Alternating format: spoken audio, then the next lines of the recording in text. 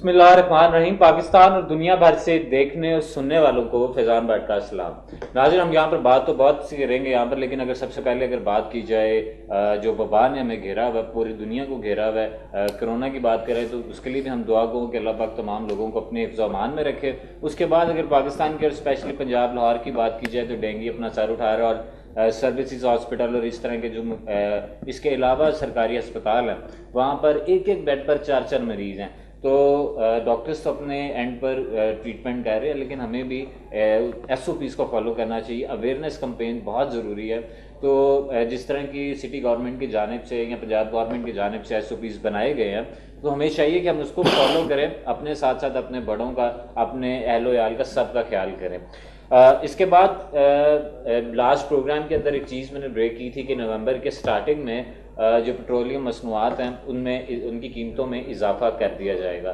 تو 2 نومبر کو پیٹرول کی قیمت میں تو اضافہ نہیں کیا گیا، لیکن ایل پی جی جو روزمرہ ہر گھر کے اندر یوز ہوتا ہے اس کا جو گھریلو سلنڈر ہے وہ 250 روپیہ، اور اسی طرح کمرشل کی بات کریں تو وہ آلموسٹ 450 روپیہ 400 روپے تک مہنگا کر دیا گیا۔ اور یہاں تک نہیں گورنمنٹ رہی، کل عمران خان صاحب آئے، انہوں نے خطاب کیا اور انہوں نے یہ بتایا کہ کیا ہماری گورنمنٹ کر رہی ہے ایجوکیشن کے اوپر یا باقی جو ڈپارٹمنٹس ہیں ان کے اوپر، اور انہوں نے یہ بتایا کہ انہوں نے ڈرایا ضرور ہے کہ اگر انڈیا کے اندر 250 روپیہ لیٹر پیٹرول ہے 250 روپیز کا، بنگلہ دیش کے انہوں نے بتایا کہ 200 روپیز ہے، اور انہوں نے پاکستان کا بھی بتا دیا کہ 138 روپے یہاں پر اس کی قیمت ہے جو آگے بڑھے گی، کیونکہ پاکستان جو ہے وہ نقصان میں جا رہا ہے اور مزید خسارے میں نہ جائے، اس وجہ سے پیٹرول کی جو قیمتیں اس کو بڑھا دیا جائے گا۔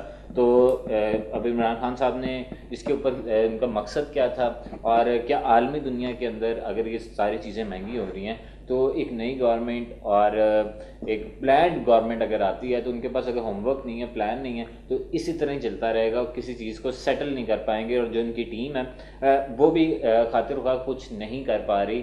مہنگائی کا جو جن ہے اس کو قابو نہیں کیا جا رہا۔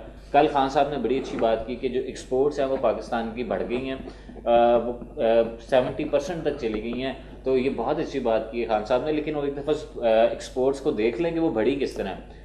چینی جب یہاں پر چاہیے تھی تو ساری ایکسپورٹ کر دی گئی اور ساری چینی مہنگی ہو گئی، اس کا ریٹ مہنگے ہو گئے، یہاں پر بلیک میں بکنے لگ گئی۔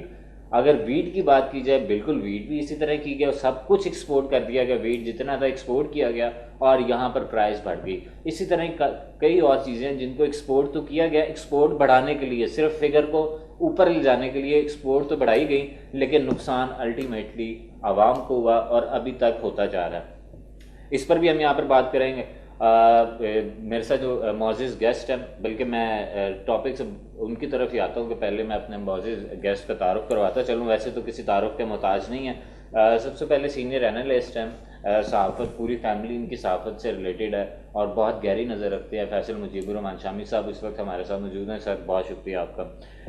ان کے ساتھ ساتھ سینئر اینالسٹ ایجوکیشن کے اوپر، اسپیشلی اسلامک اسٹڈیز جو ہیں اس کے اوپر بڑی گہری نظر رکھتے ہیں کہ اسلامک اسٹڈیز، ہم اسلامی جمہوریہ پاکستان بن تو گیا لیکن کیا بالکل ویسے ہی چل رہا ہے؟ کیا جو ہمارا آئین، ہمارا قانون ہے وہ اسلامی ہے، یا ہماری جو اسٹڈیز ہیں یا اس کا جو طریقہ کار ہے وہ بالکل ویسے ہی ہے، یا صرف اسلامی جمہوریہ نام رکھ دیا گیا لیکن اس کے اوپر کام نہیں کیا گیا؟ تو سینئر اینالسٹ ہیں غزالہ شہین شیخ صاحبہ، انہوں نے بھی ہمیں جوائن کیا، میم آپ کا بھی بہت شکریہ۔ ان کے ساتھ ساتھ کوئی ہیرو بن جائے، کوئی منسٹر بن جائے، کوئی بیوروکریٹ بن جائے، کوئی انجینئر بن جائے، فوجی بن جائے یا جرنلسٹ بن جائے، تو اس کے پیچھے ٹیچرز کا بہت بڑا کردار ہوتا ہے کہ ٹیچر خود تو بڑا، کہتے ہیں کہ ٹیچر خود بڑا نہیں ہوتا لیکن وہ بڑے لوگوں کو، بہت لوگوں کو بڑا بنا دیتا ہے۔ تو ٹیچرز کے کیا مسائل ہیں اس کے اوپر بھی بات کریں گے۔ ٹیچرز کا جو ایک ویلیو ہے جو اسلام نے بھی ہمیں دی ہوئی ہے کہ ایک روحانی ماں باپ کا درجہ دیا گیا ہے ٹیچرز کو، کیا اب بالکل ویسے ہی چل رہا ہے یا ٹیچرز بھی اسی طرح رسپونڈ کر رہے ہیں؟ تو اس پر بات کرنے کے لیے چودھری کاشف صاحب جو پنجاب ٹیچرز ایسوسیشن جو ہے، جو یونین ہے ان کو ان کے پریزیڈنٹ ہیں، انہوں نے بھی ہمیں جوائن کیا۔ جو صاحب آپ کا بھی بہت شکریہ سر۔ پہلے میں شامی صاحب آپ ہی کی طرف آیا ہوں سر، میں چاہ رہا ہوں کہ شروع میں ہم ایک ایک لائن آپ سارے جو ڈینگی سے لوگ متاثر ہو رہے ہیں تو ان کے لیے کوئی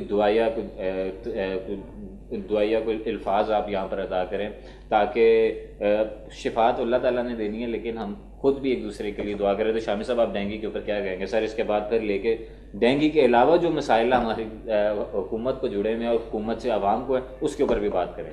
شامی صاحب. اعوذ باللہ من الشیطان الرجیم، بسم اللہ الرحمن الرحیم. سر دیکھیں ڈینگی اس وقت ایک عوام کے لیے ایک عذاب بنا ہوا، ایک افریت اور ایک مطلب ایک شیطانی قوت، ایک عوام کو اس نے تنگ کیا ہوا ڈینگی نے. پہلے کرونا نے بے شمار تنگ کیا، اب لیکن کرونا کے مریض اس وقت کم ہیں اور ڈینگی کے مریض اس وقت بے شمار. اب جا کے ہاسپٹل آپ جا کے دیکھ لیں، جیسے آپ نے بات کی کہ بے شمار اس وقت ڈینگی کے مریض. ہاں جی، تو اس میں یہ ہے کہ آپ صرف اس کا احتیاط کریں ڈینگی کا، کیونکہ جیسے کرونا کا علاج کوئی نہیں تھا، اس کا بھی علاج کوئی نہیں. علاج تو اس کا خیر اب وہ ایسے تحقیق ہوئی تھی، احتیاط سب سے بڑا، احتیاط سے بڑھ کے تو کوئی علاج نہیں. پھر اب آپ اس میں احتیاط کریں، کپڑے جو اپنے ڈھکے ہوئے پہنیں اور رات کو مطلب ایسی جگہوں پہ نہ بیٹھیں جہاں مچھر زیادہ نہ ہو. پھر دوسرا دیکھیں کہ ڈینگی جو ہے صاف پانی میں بھی پیدا ہوتا ہے. آپ اسی لیے کہتے ہیں کہ اس کی احتیاط میں کہ آپ کہیں بھی پانی کھڑا نہ ہونے دیں اپنے ارد گرد، کسی جگہ بھی مطلب اپنے گھروں میں یا اپنے گھر کے پار آگے پیچھے میدانوں میں آپ کہیں بھی اس کو پانی کھڑا نہ ہونے دیں، کیونکہ یہ مچھر جہاں پانی کھڑا ہوگا وہاں یہ مچھر پیدا ہوگا. اس لیے سب سے پہلے اس کی روک تھام کے لیے ضروری ہے کہ ہم اپنے علاقے سے کسی بھی جگہ بے شک گندا یا پانی اپنے علاقوں سے پانی ختم کریں، ایس او پیز کو فالو کریں. میں آپ کی طرف آتا ہوں سر جس طرح پتہ نہیں کیا پرسیپشن ہے ہمارے لوگوں کی کہ اگر فار ایگزامپل لاک ڈاؤن ختم ہو گیا تو لوگ سمجھتے ہیں کہ کرونا ختم ہو گیا تو وہ بالکل ایزی ہو جاتے ہیں. تو آپ کیا سمجھتے ہیں کہ ڈینگی کے ایس او پیز کو فالو نہیں کرتے، اور چلو فالو نہیں کرتے نقصان تو ہم اٹھائیں گے، لیکن بیسک وجہ کیا ہے کہ ہم ایس او پیز کو کیوں نہیں فالو کر پاتے، حالانکہ ہمیں پتہ ہے کہ ہمارا خیال اور ہم طبیعت بالکل ٹھیک ہے؟ بسم اللہ الرحمن الرحیم. سب سے پہلے تو میں گزارش یہ کروں گا کہ ڈینگی کا جو مسئلہ ہے یا اسی طرح جو کرونا کا مسئلہ تھا، آپ دیکھیں کہ جب آپ اگر سکولز کی بات کرتے ہیں تو یہ حکومت اور حکومت کے منسٹرز اور سب نے بارہا کہا کہ سکول واحد ایسی جگہ ہے جہاں پہ ایس او پیز فالو ہو رہے ہیں. جی ٹھیک ہے. یہی اویئرنیس جو ہے وہ جب تک آپ عام عوام کو نہیں دیں گے اور عوام کو اس کے متعلق نہیں سمجھائیں گے اچھے طریقے سے، اس وقت تک آپ ان سے توقع نہیں کر سکتے کہ وہ ایس او پیز کو فالو کریں گے. ٹھیک ہے. دوسرا، کچھ اس طرح کی تھیوریز ہم جنریٹ کر دیتے ہیں، کوئی بھی مسئلہ آتا ہے، کوئی بیماری آتی ہے، کہ وہ تھیوریز عوام کے اندر جاتی ہیں کہ نہیں جی یہ تو کوئی مسئلہ ہی نہیں ہے. رائٹ. تو اس کی وجہ سے آپ دیکھیں کہ کرونا کو ابھی تک لوگ ایسے ہیں جو سمجھتے ہیں کہ کرونا تو کوئی بیماری ہے ہی نہیں. ٹھیک ہے. تو یہ صرف ایک بہانہ ہے اور گورنمنٹ پتہ نہیں کیا کر رہی ہے اس کے اوپر. تو اس طرح کی تھیوریز کو ختم کرنے کے لیے یہ جو میڈیا کے ذریعے سے حکومت کو چاہیے کہ وہ عوام تک اپنی اویئرنیس پہنچائے، دوسرے طریقوں سے پہنچائے، اسکول کالجز کے ذریعے سے پہنچائے. سب سے اہم مسئلہ تو یہ، جب تک لوگ آپ کے اویئر نہیں ہوں گے تب تک آپ ان سے توقع نہیں کر سکتے کہ وہ اس طرح سے ایس او پیز کو فالو کریں گے. اب ڈینگی پہ آ جائیں تو ڈینگی کے اندر جو سب سے بڑا مسئلہ جو مجھے سمجھ آ رہی ہے نا کہ وہ اس سال حکومت اپنی رہی ہے کرونا کے چکر میں. جی بالکل. اور ڈینگی کے اوپر توجہ ہی نہیں دی گئی. بالکل. کہ ڈینگی بھی کوئی بیماری ہے اور یہ دوبارہ سے سر اٹھا سکتی ہے. تو آپ کو پتہ ہے بارشوں کا سیزن بھی رہا اور باقی معاملات بھی رہے، تو ڈینگی نے تو جگہ جگہ سے نکلنا تھا. ٹھیک ہے. اس سے پہلے حکومت نے جو ایس او پیز اس کے لیے اختیار کرنے تھے کہ اس کا جو لاروا تھا اس کو ختم کرنا تھا، اس کے اوپر کام نہیں ہو سکا بدقسمتی سے اس دفعہ. اور جب آپ وہ نہیں کریں گے اس کے بعد اب مچھر کو تو آپ روک نہیں سکتے. اور آپ کو یہ بھی علم ہے کہ مچھر جو ہے نا وہ کیریئر ہے. اگر مجھے ایک ڈینگی مچھر لڑتا ہے، مجھے ڈینگی ہو جاتا ہے، تو مجھے اگر کوئی عام سادہ مچھر بھی کاٹے گا تو وہ ڈینگی کو لے کے کیریئر بنے گا اور آگے وہ بھی ڈینگی مچھر بنے گا. تو اس سب سے پہلی جو چیز ضروری تھی ایس او پیز کے اندر، جو حکومتی لیول پہ ضروری تھی، وہ یہ تھی کہ ان ایس او پیز کو فالو کیا جاتا اور اس کے لاروا کو طرف کیا جاتا. اور وہاں جو سپرے ہے یا باقی معاملات ہے، اور بدقسمتی سے ابھی تک حکومت شاید اس طرف نہیں جا رہی کہ سپرے وغیرہ کیے جائیں اور ڈینگی جو مچھر ہے اس کو مارنے کے اقدامات کیے جائیں.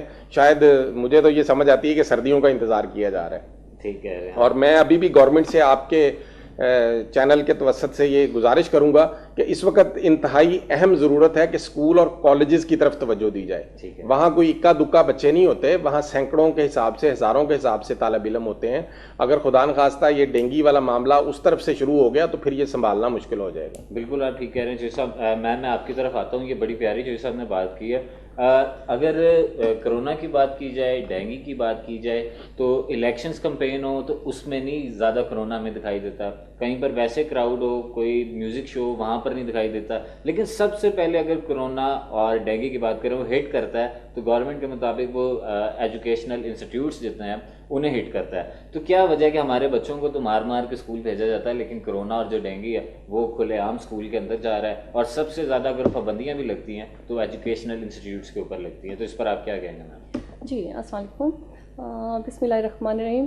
میں اس پہ یہی بات کرنا چاہوں گی کہ آپ کہہ رہے ہیں کہ اسکول سے کیوں شروع کیا جاتا ہے. اسکول میں ایکچولی ہماری جو نسل ہے, چھوٹے بچے سب وہاں پر ہیں, وہاں سے پڑھتے ہیں, اور سٹارٹ اس لیے وہاں سے لیا جاتا ہے کہ بے تحاشا ہر گھر کا بچہ وہاں پر اسکولوں میں جاتا ہے.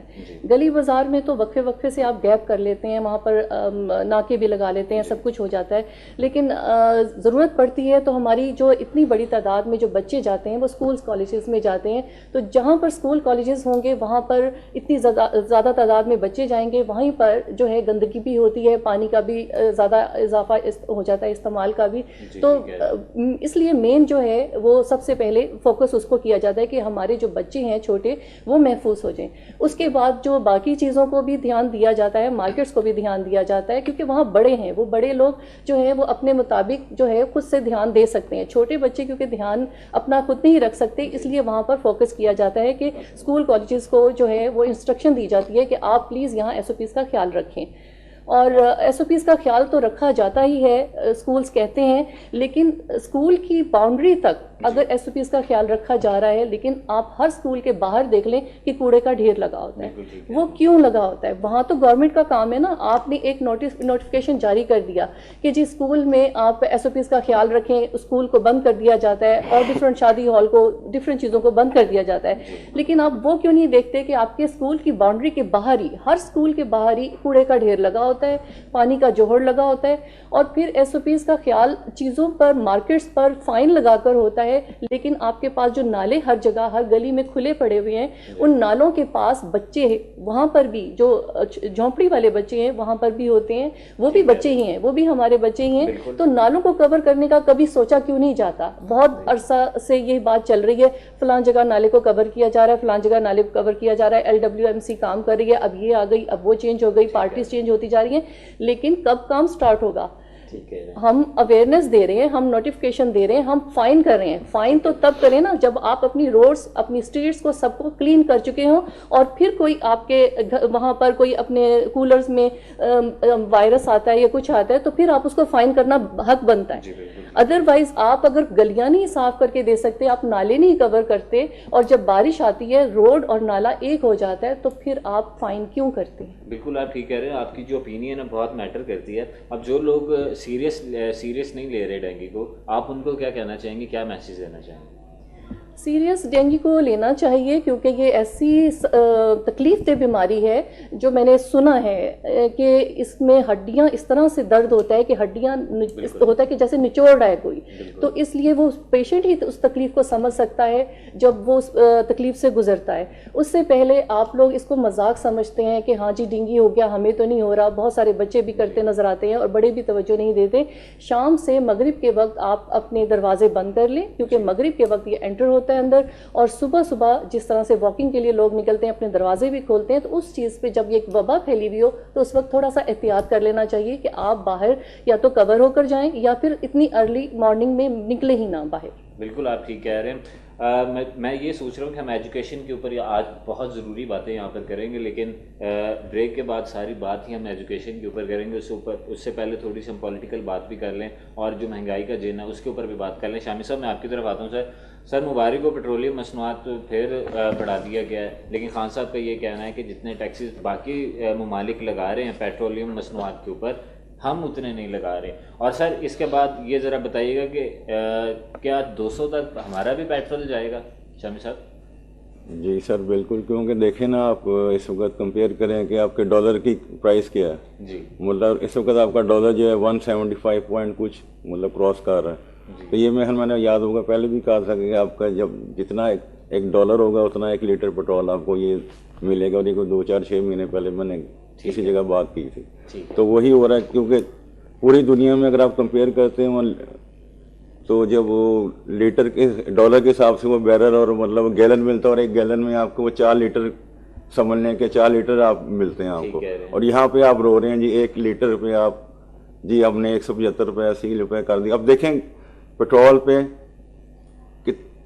अगर सपोज 175 रुपये लीटर पेट्रोल है तो उस पर देखें टैक्स कितना गवर्नमेंट को जा रहा है। मालिक पंप मालिक जो है, पेट्रोल पंप मालिक जो है उसका में 15% है, उसको 15 रुपये मिल रहे हैं सिर्फ 1 लीटर के पीछे। अच्छा। और उससे पहले 70% जो 80% जो टोटल टैक्स है वो हुकूमत को जा रहा है। तो अब इसमें अवाम टैक्स भी दे रही है, सब कुछ हो रहा है, फिर भी महंगा पेट्रोल भी दे रहे हैं, और फिर कह रही है आपको कि 175 रुपये लीटर आपका 200 रुपये लीटर पेट्रोल होगा। तो ये तो अवाम के साथ ज्यादती है, मजाक है, तब्दीली सरकार का।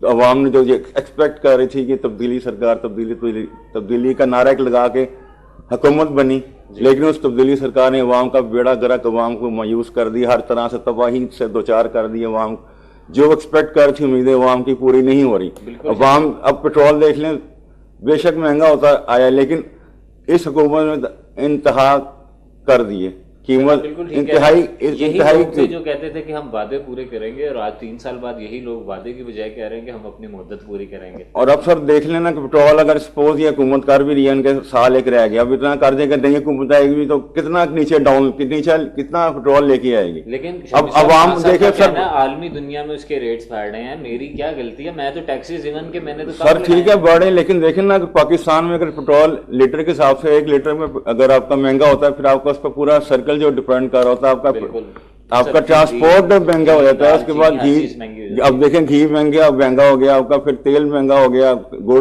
गुड़ खबर लगी 10 रुपए महंगा हो गया, फिर उसके बाद चीनी आपकी जो है ज़खायर में कमी आ गई, फी किलो कीमत चीनी की आपकी 130 रुपए से तजावत कर गई, और फिर आपने महंगाई के खिलाफ 120 रुपए अरब के इमदादी पैकेज का ऐलान कर रहे हैं, जिसपे अवाम अपोजिशन जमातें सारी चीख रही हैं, कह रही है सब ड्रामा है हुकूमत की तरफ से।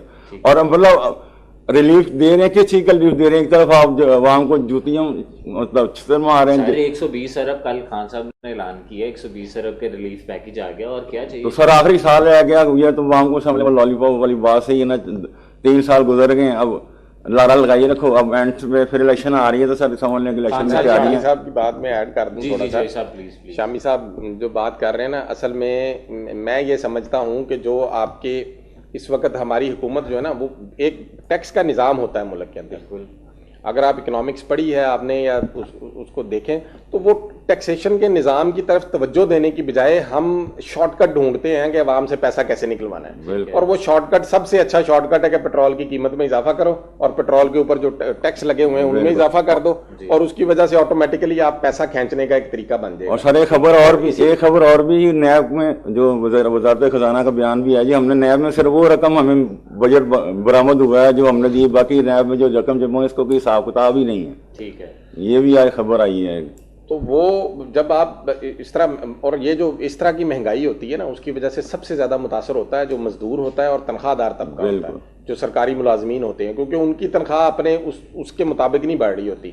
कारोबारी हजरात भी बढ़ा लेते हैं, अपनी कीमतों में इजाफा कर हर देते चीज में, रोजमर्रा के खाने पीने की एशिया में भी उनकी भी कीमतों में इजाफा हुआ है। तो जो टीचर्स की तनख्वाहें हैं, क्या उनमें भी इजाफा किया गया? तनख्वाहों में आपने देखा होगा कि पूरा साल पिछला हमने वफाकी हुकूमत के साथ एहतजाज किया, पंजाब हुकूमत के साथ एहतजाज किया, और वहाँ हमारा रिटर्न एग्रीमेंट हुआ, उससे माजरत के साथ हमारी हुकूमत फिर जो वापस हो जाती है अपने वादों से, और उसके बाद थोड़ा सा इजाफा किया गया सरकारी मुलाजमीन की तनख्वाहों में। लेकिन जो उसके साथ साथ मुसलसल हर 15 दिन बाद इजाफा होता है, एक पेट्रोल अगर आप बढ़ा देते हैं ना, तो उसका मतलब है कि हर चीज की कीमत में इजाफा होता है। तो उसकी वजह से जो असर पड़ता है ना, वो तनख्वाहदार तबका तो बेचारा रो रहा होता है कि उसकी 15-16 तारीख के बाद तनख्वाह खत्म हो जाती है। मजदूर जो दिहाड़ी करने आता है घर से ज़ेन बना के कि मुझे 1500 रुपया दिहाड़ी मिलेगी, उसे 500-700 रुपया दिहाड़ी भी नहीं मिलती। तो उसकी वजह से ये एक कोई छोटा तबका नहीं है, ये लाखों में और करोड़ों में ये तबका है जो तनख्वाहदार है। और उसके साथ साथ जो आपके तनख्वाहदार से मुराद मेरी गवर्नमेंट के मुलाजमीन भी हैं और प्राइवेट भी मुलाजमीन हैं, और इसी तरह जो मजदूर तबका है।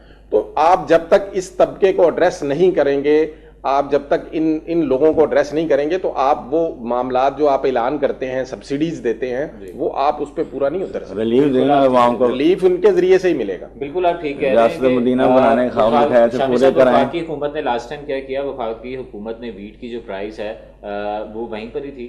انہوں نے جتنی ویٹ ہمیں یہاں پر چاہیے تھی وہ یہاں پر موجود تھی, لیکن اچانک انہوں نے ایکسپورٹ کھول دی اور ساری ویٹ باہر بھیج دی گئی. اور فوراً جس طرح اسد عمر صاحب اس کمیٹی کو چیئر کر رہے تھے, ابھی لاسٹ ان کے کمنٹس انہوں نے نہیں لکھے تھے, اور یہاں پر بزدار صاحب جو وزیر اعلیٰ پنجاب ہیں, انہوں نے ان کمنٹس کو دیکھے بغیر, وہاں پر آئے بغیر پہلے ہی یہاں پر سبسڈی دے دی, کیونکہ وربلی انہیں کال کر دی گئی تھی. اور یہاں پر یہ بتایا گیا کہ آٹے کی پرائس اگر بڑھ گئی ہے تو یہاں پر دیکھیں پنجاب حکومت تو آپ کو یہاں پر سبسڈی دے رہی ہے. بیچ میں یہ نہیں بتایا جا رہا تھا کہ ایکسپورٹ کرنے سے جتنے انویسٹرز ہیں ان کو کتنا فائدہ ہوگا. مزید بھی اس کے اوپر بات کرتے رہیں گے. یہاں پر پروڈیوسر صاحبہ کی جانب سے بریک کا کہا جا رہا ہے. بریک کے بعد ناظرین دوبارہ آتے ہیں اور تعلیم کی تو ضرور بات کرتے ہیں. تعلیم ہر کسی کے پاس ہے, لیکن تعلیم کے ساتھ جو تربیت ہے ان میں کافی مسائل آ رہے ہیں, اس کے اوپر بھی یہاں پر بات کریں گے. اور اسلامک اسٹڈیز جو ہیں وہ کتنی امپورٹنٹ ہے ہمارے معاشرے کے لیے, اسپیشلی اسلامی جمہوریہ پاکستان کے لیے, اس کے اوپر بھی بات کریں گے. Please take a short break.